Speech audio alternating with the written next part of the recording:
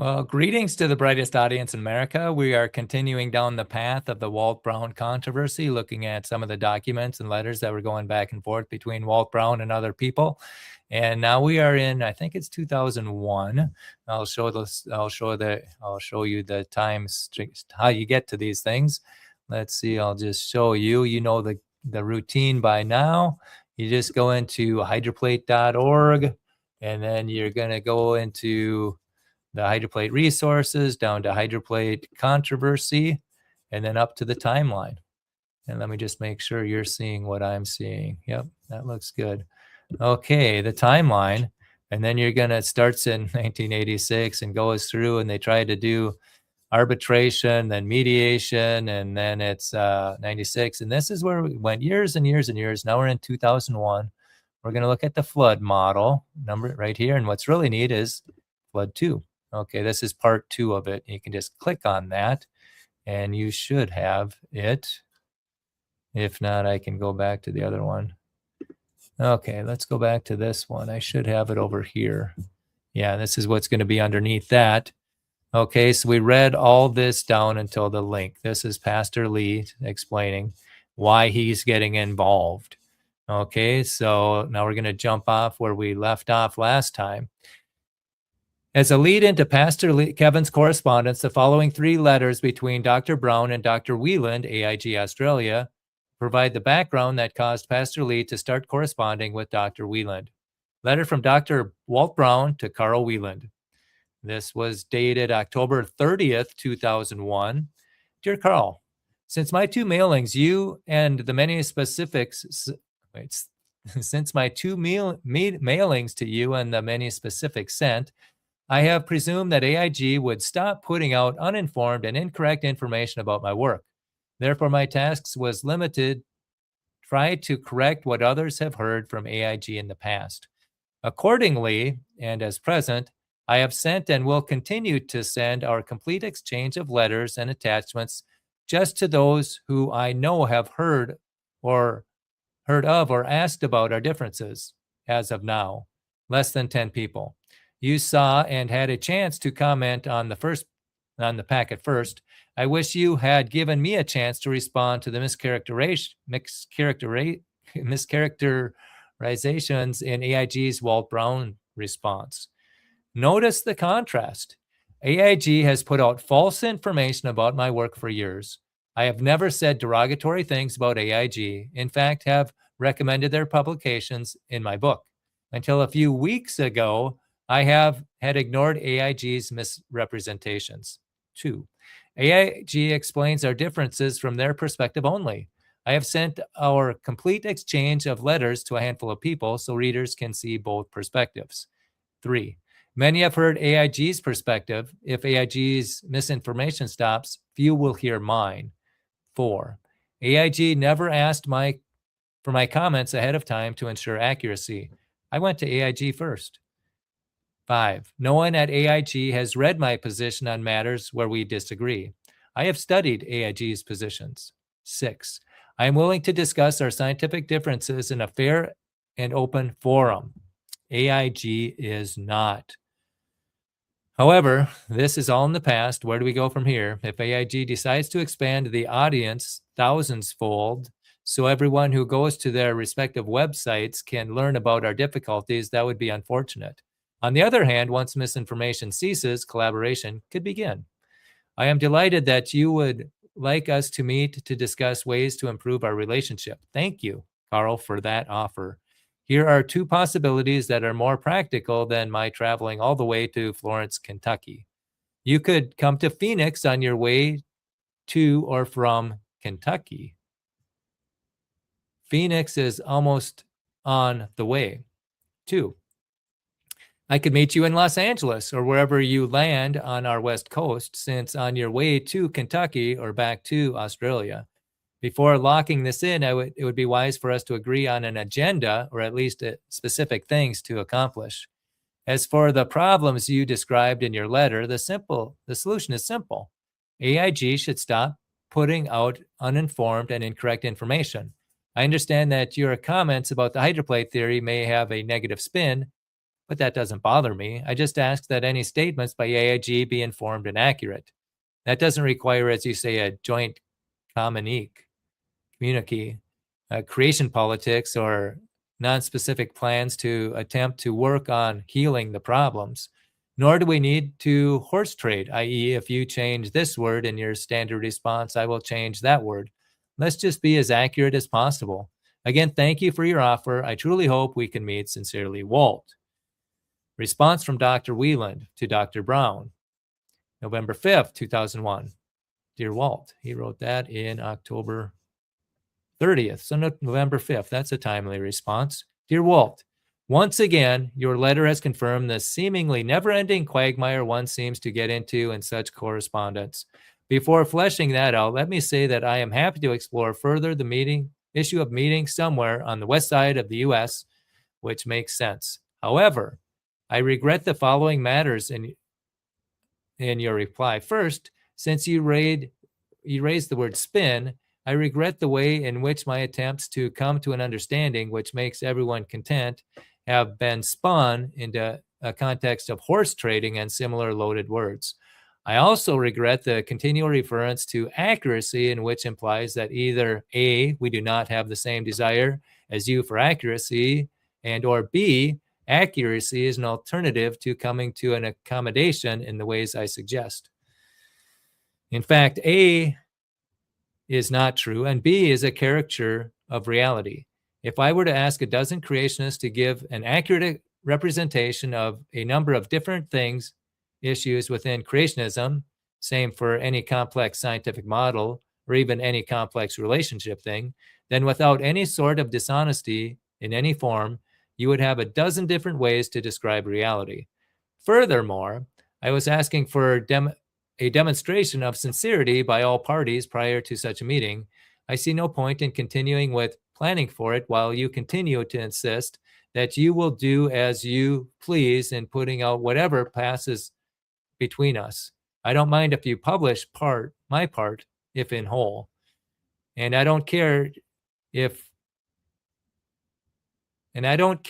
to one person or 10,000, to me, the principle is important because it is bordering on disingenuous to spin, your word, the situation as if you are the apostle of disinterested accuracy who will just passively put all of it in the public arena, because that correspondence includes major portions created by yourself, the accuracy of which is itself under dispute, e.g., I respectfully reject the accuracy or fairness of your description of Ken Ham, who your characterization of this ministry. Also, your characterization of this ministry. I don't see what is difficult about suggesting of holding off on both sides till after the meeting, at which time surely we might both come to realize that what we put out has to be changed for accuracy and fairness. If I cannot have your commitment to do that, how can I see you as sincerely committed to an open-minded, fair approach at such a meeting? This part is non-negotiable to me in order to justify either of us going out of our way to have a meeting. Personally, I will also be seeking at that meeting to raise the matter of how deeply unfair and unchristian it appears to me to see you disseminate secondhand disparagements of Ken's character. Note from Pastor Kevin. It was this statement by Dr. Weiland that caused me to enter correspondence with AIG. Months earlier, I had met with Ken Ham in a face-to-face meeting in Colorado and encouraged him to stop spreading false information about Dr. Brown's theory, especially since he said he had not read Dr. Brown's book. I wrote to Walt about the encounter, saying that Ken acted arrogant and hostile toward Walt, calling him a lone wolf that was not doing anything to benefit the creation message. Walt included my comments in a form response to the questions that he titled Scientific Differences Between Answers in Genesis and the Center for Scientific Creation, CSC. Walt gave Carl the courtesy of reading the preliminary version before making it widely available. It was my words about Ken Ham, now in Walt's form response, that Dr. Weiland is referring to in the paragraph. Okay, back to Dr. Weiland. Nothing AIG has ever written about you, to my knowledge, has attacked you in a personal way. Regardless of whether or not AIG was unwilling, unfair, or inaccurate in its comments on your work, etc. Two wrongs, if that were to happen, did not make a right. You seem to be judging your plan to continue disseminating this character denigration by saying that we put things out about you that were not accurate. But please note that whatever may have been inaccurate in what we put out, it was not knowingly so, and was mostly in the form of an opinion, which we would have known would not have thrilled you. I have always been willing to change things in the interest of fairness and accuracy for anyone. I am not offering this now because of some fear of any consequence or whatever. I would do it regardless on principle. AIG is a moderately large organization, possibly 90 to 100 employees worldwide. As such, sometimes the left hand does not know what the right hand, or indeed some of the fingerprints, are doing. For instance, it is embarrassing to find out that a relatively junior staff member put out the statement that John Baumgartner was a staff scientist when he is not. Not implying that we would not want him on staff, far from it. But it is neither pertinent nor fair to use this to bolster your case that AIG is not interested in accuracy. It is especially inappropriate to link it somehow in the consumer's mind with the attitude of senior level people in the ministry to your work. At face value, reading through your material, I would say it certainly looks as if you have had a raw deal from the creationist circles, regardless of whether your model is right or wrong. But, and please understand my Australian bluntness here, it is not meant aggressively. The truth is that the more we correspond and I see how my statements are dealt with, the more I wonder, what would happen if these people were to be called to the stand? Would their perception of what happened be the same as yours? I hasten to add that I am assuming that all parties are acting honestly and conscientiously. It is just that in this fallen world, fallen humanity being what it is, our perceptions of all sorts of things, but especially past events, vary widely. And so does our interpretation, even of things in the present. Which is why I think the only hope is a personal meeting. I don't believe in formal agendas for these things, but in majoring on personal relationships. I think you will find me an easy person to get along with. There is no reason why we can't both be content with the outcome before the Lord, and why we can't work towards such contentment without sacrificing any accuracy or any principle, and without necessarily coming to a scientific agreement. Christians in this battle must learn to be better at relationships in spite of disagreements and in spite of failings on both sides. And I readily admit that in this arena, we have also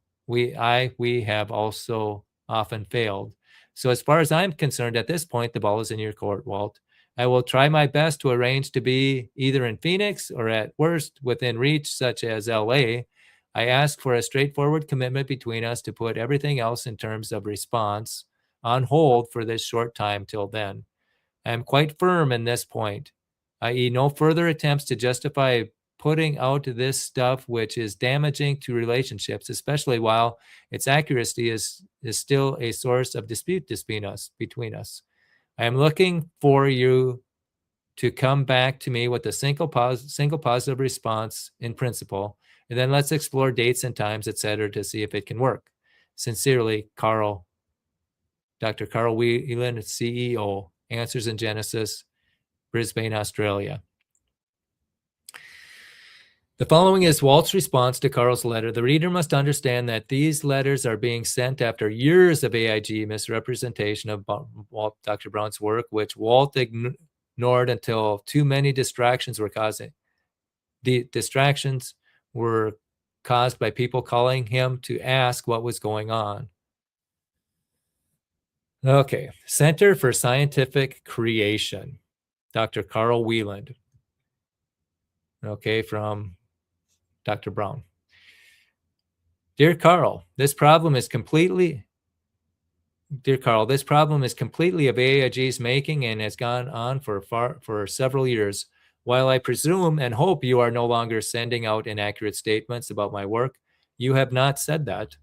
I have no reason to believe you have done anything to correct those past errors. Worse yet, you say you won't look into the matter enough to see any errors. The subject is too complex. You trust the Gang of Six, AIG's term, even though they know little of what I have written.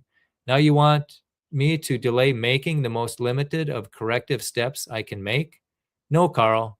The ball is in No, Carl, the ball is in your court. My letter to you on October 30th clearly states my position. Please don't minimize the problem by blaming a relatively junior staff member or AIG's size for all the inaccuracies AIG has spread. That shows me you don't understand the problem. First of all, organizational attitudes and practices are set at the top. Second, if you cannot monitor the public criticisms of your people level at your work, if you cannot monitor the public criticisms your people level at the work of your other creationists, then you have an additional management problem.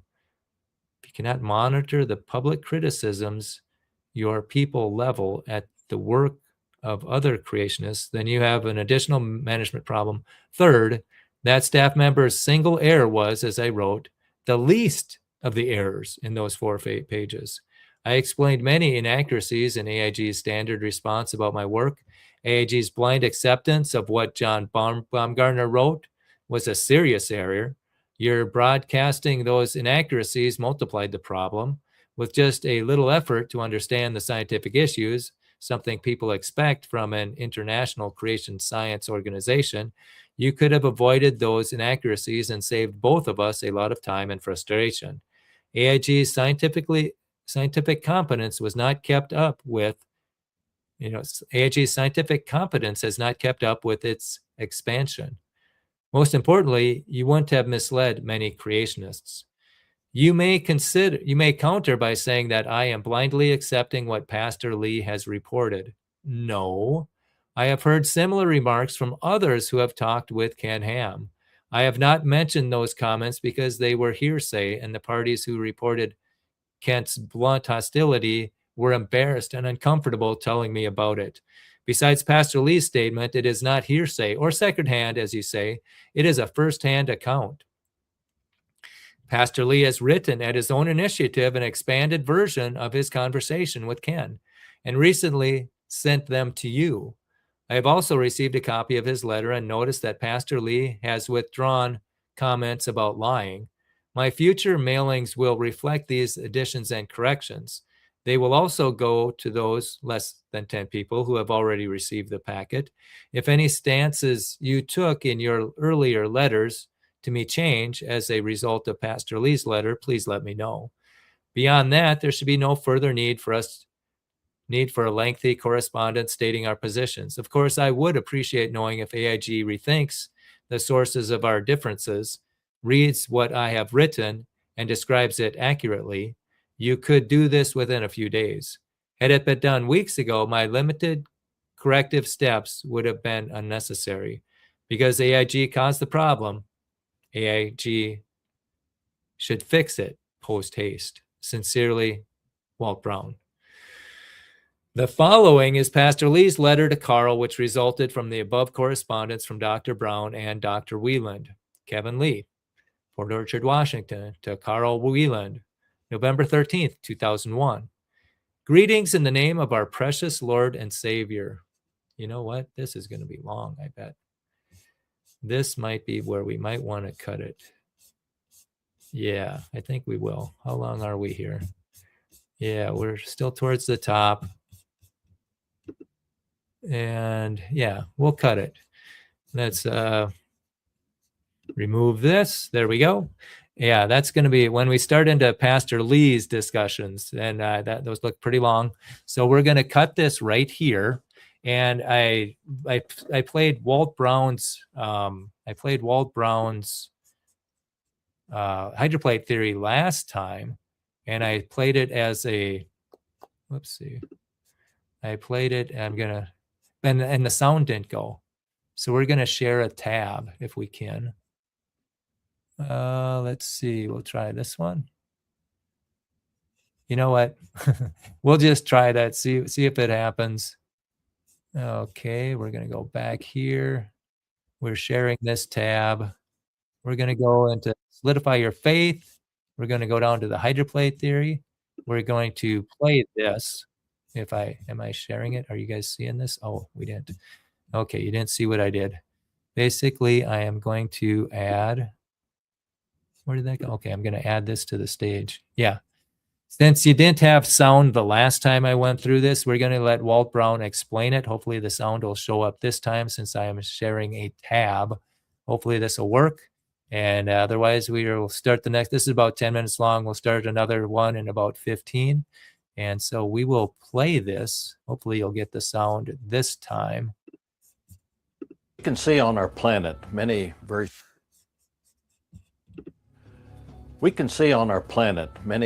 strange features that can now be linked together and systematically explained as a result of a cataclysmic global flood whose waters erupted from subterranean chambers with an unimaginable amount of explosive energy. This explanation shows how major mountains formed very quickly. It explains our coal, oil, and methane deposits, rapid continental drift, why we find on the ocean floor huge trenches, hundreds of canyons, and tens of thousands of volcanoes. It explains the formation of the layered strata and almost all fossils, the frozen mammoths, the so-called ice ages, and major land canyons, especially the Grand Canyon. The pre-flood Earth probably had only one very large supercontinent covered with lush vegetation. There were seas and rivers. The mountains were smaller than today, perhaps 5,000 feet high. According to the hydroplate theory, about half the water that is now in our oceans was originally contained in interconnected subterranean chambers. This water formed a thin spherical shell, at least a mile thick, perhaps 60 miles below the surface of the pre-flood Earth. Increasing pressure in the subterranean water stretched the crust just as a balloon stretches when the pressure inside increases. Failure in the crust began with a microscopic crack which grew in both directions at about 2 miles a second. This crack, following the path of least resistance, encircled the globe in about 3 hours. As the crack raced around the Earth, the overlying rock crust opened up like a rip in a tightly stretched cloth. The subterranean water was under extreme pressure because of the weight of the 60 miles of rock pressing down on it. So the water exploded violently out of this rupture. All along the globe-encircling crack, fountains of water jetted supersonically into and far above the atmosphere. The spray from this enormous fountain produced torrential rain such as the Earth has never experienced before or after. The Bible states that all the fountains of the great deep burst open on one day, and it describes these events about 5,000 years ago that we can now tie together scientifically in cause and effect order. Some of the water, jetting high above the stratosphere, froze into supercooled ice crystals and produced massive ice dumps, burying, suffocating, and instantly freezing many animals, including the frozen mammoths of Siberia and Alaska. The high-pressure fountains eroded the crumbling rock on both sides of the crack, producing huge volumes of sediments that settled out of this muddy water all over the Earth. These sediments trapped and quickly buried plants and animals, forming the fossil record.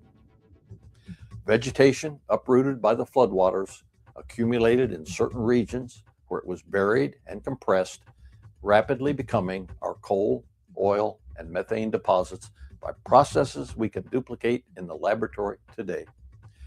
Eventually, the rupture became so wide that the newly exposed compressed rock beneath the subterranean chamber sprung upward, giving birth to the mid-oceanic ridge that wraps around the Earth like a seam of a baseball.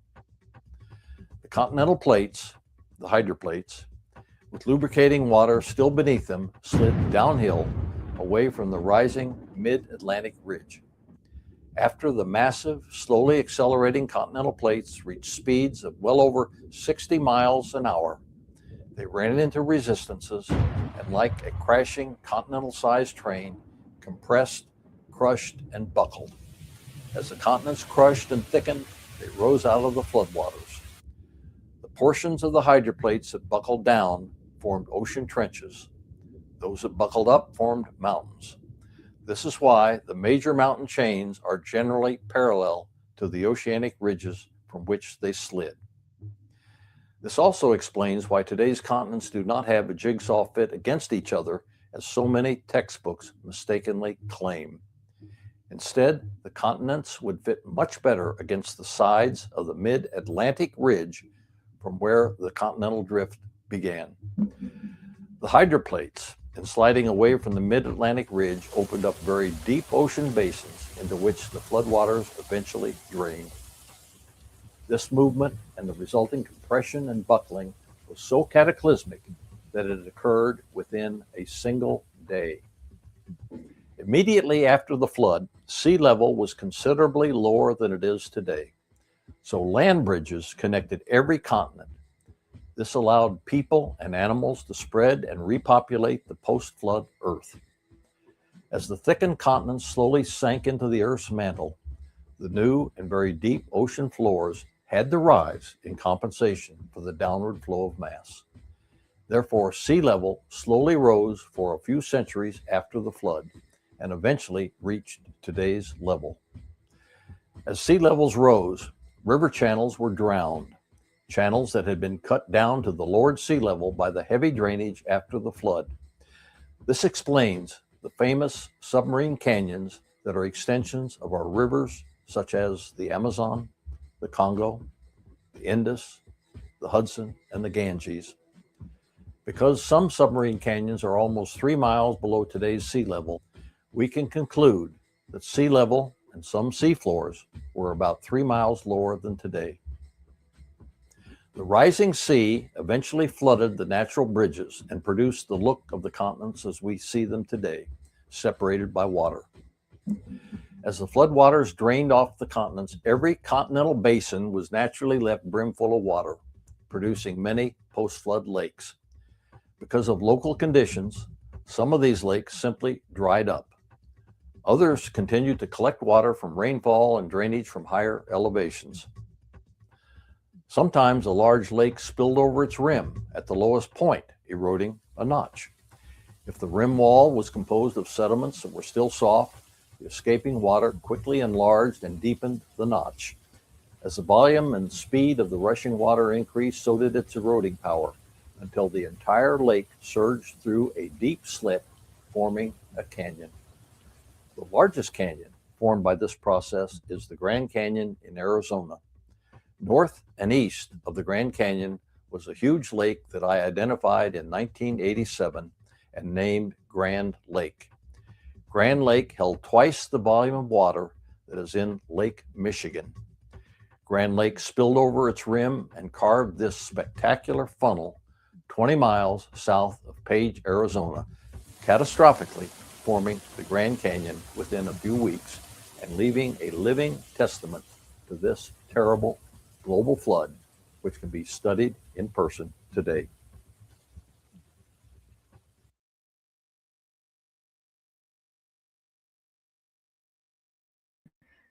And there you have it. You can purchase that at the, oh boy, let's get out of this. Okay, you can get that. You can purchase that at missionimperative.org or .com. That's Mike Snavely's thing. He's got 2 really good websites. We will, let's see, we're going to add something to the stage. We'll just show you real quickly where you can find that and also where you can find that video. We are going to go from XL to M this. by Halloween. That's good.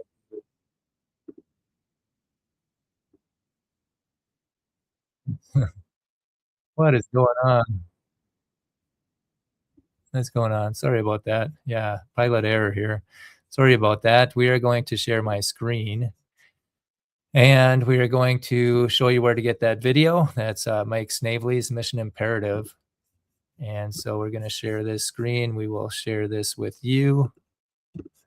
Now, that video that you just saw was Mike Snavely's, and that's going to be at, we'll just jump in here, go into Mission Imperative, missionimperative.com, and that's going to hopefully show up. There we go. Go into the store and go into the DVDs. He's got some really good stuff with kids too. And that's from The Horrors of the Flood. That's where that video came from. It's excellent as far as flood models. And he talks about the hydroplate and also the Grand Canyon, the puzzle on the plateau. Those are two videos that need to be in every household, every church. This explains, Bryce and Canyonlands and Monument Valley and Zion, Petrified Forest. It all has to do with those lakes that Walt Brown discovered, those ancient lakes.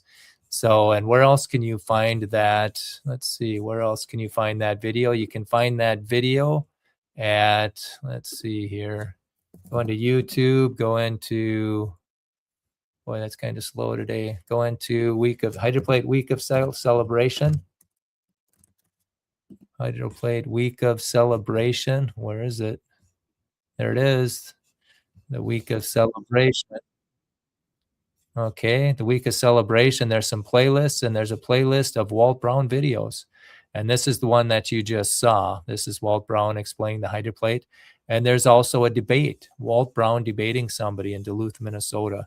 So those are very rare, and then you can see that. And then also on this Week of Celebration, we've got a whole week we were interviewing people, and here are the specific interviews we did. And there's some highlights from it on the playlists. And then there's a couple of years ago, we had the hydroplate conference where you can see PhDs and other people talking about the hydroplate. So this is a good source to get more information. Another source would be the Hydroplate Theory channel. And that was put in so that you could see, let's see, where's the Hydroplate Theory? Oh boy. Here it is, Hydroplate Theory right here. This channel was,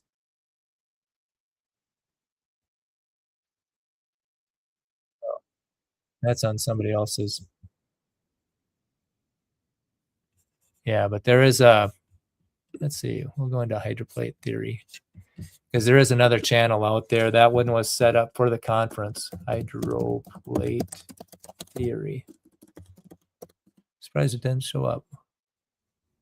Hydroplate. Oh no, well, I see what's going on here. I got to go onto the big YouTube. Sorry about that. A little technical issues.